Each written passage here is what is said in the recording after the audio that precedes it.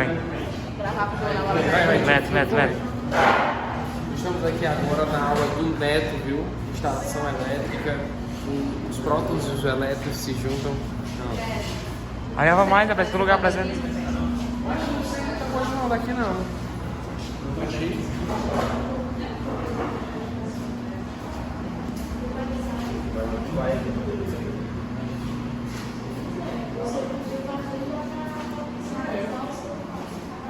Olá, bom dia.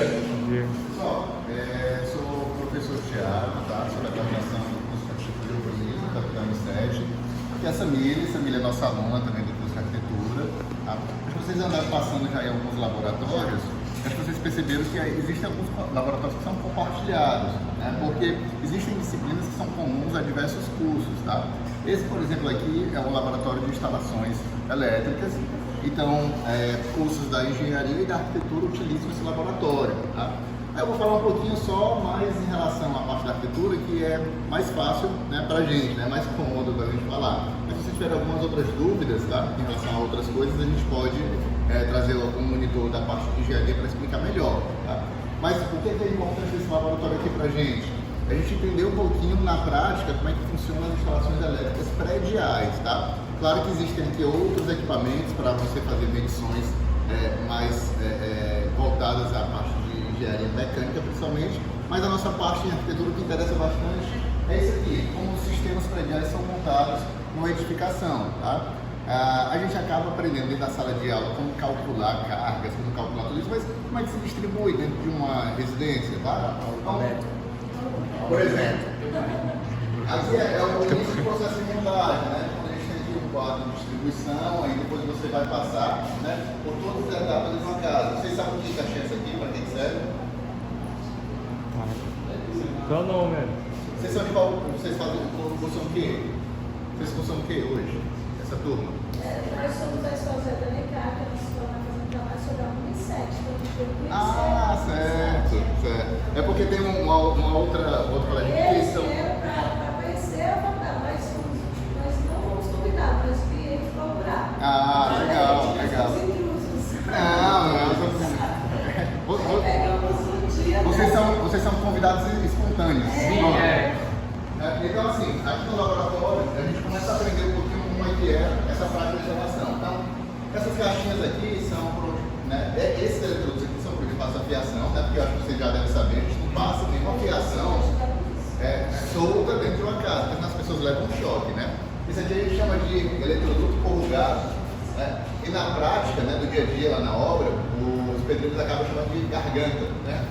Que é por onde a gente passa toda a fiação para distribuir, né, entre essas caixinhas que são onde vão os interruptores e tomadas, né?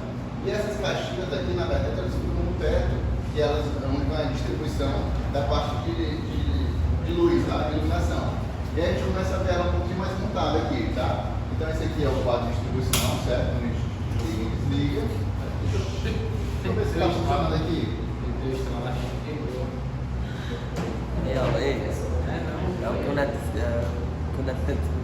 Ah, Neto, explicou. E aí esse aqui, pessoal, foi inclusive montado pelos alunos, tá?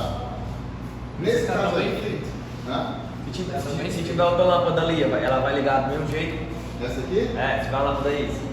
Ah, não é contigo não, Espaço corrente. Ela vai ligar para a corrente, mas É sério, Eu não sei se vai ter a ligação dele, porque esse quadro aqui, pessoal, ele é para um negócio chamado freeway, certo?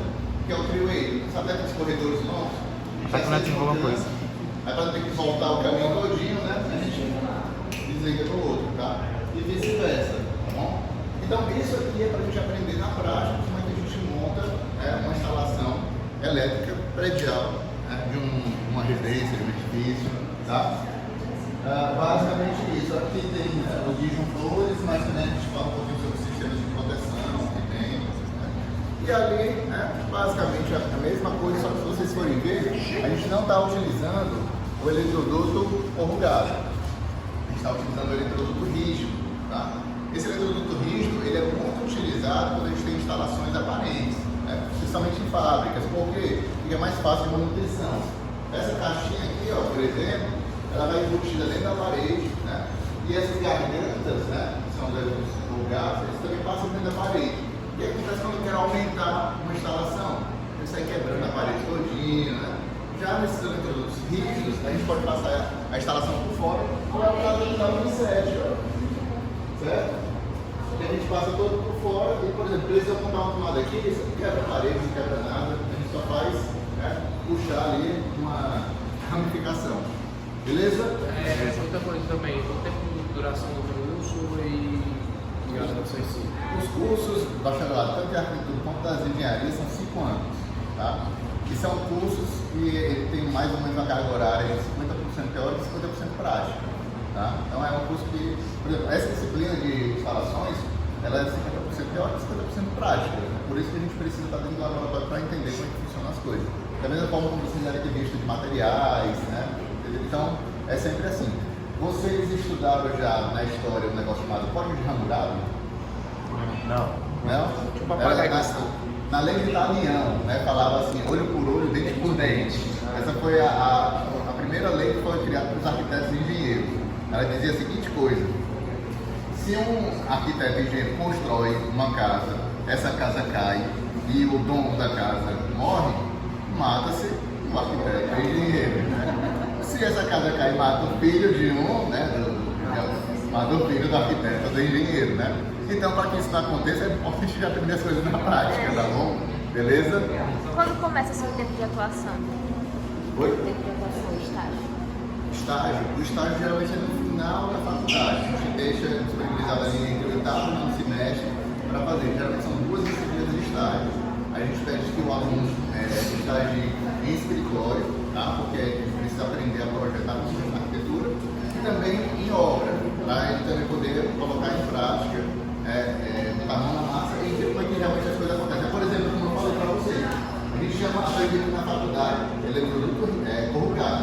Aí chega lá na obra, aí compra aí uma peça de garganta, a pessoa, né, precisa também estar vivenciando a obra para entender como é que é a comunicação, como é que funcionam as coisas, como é que são as soluções também durante a obra. Né? Porque na teoria, na prática, a gente aprende a teoria para aperfeiçoar a prática, que às vezes vem cheio de vícios, que a construção civil, você sabe que no Brasil, 90% das construções ainda são de forma ilegal e espontânea. Né? Elas fazem ali os puxadinhos. Vou fazer a pergunta aqui. Quantos de vocês aqui contrataram um arquiteto para fazer a casa, né? Dos pais de vocês? É o time, mano. Se eu falar uma coisa para vocês, existe, né, dentro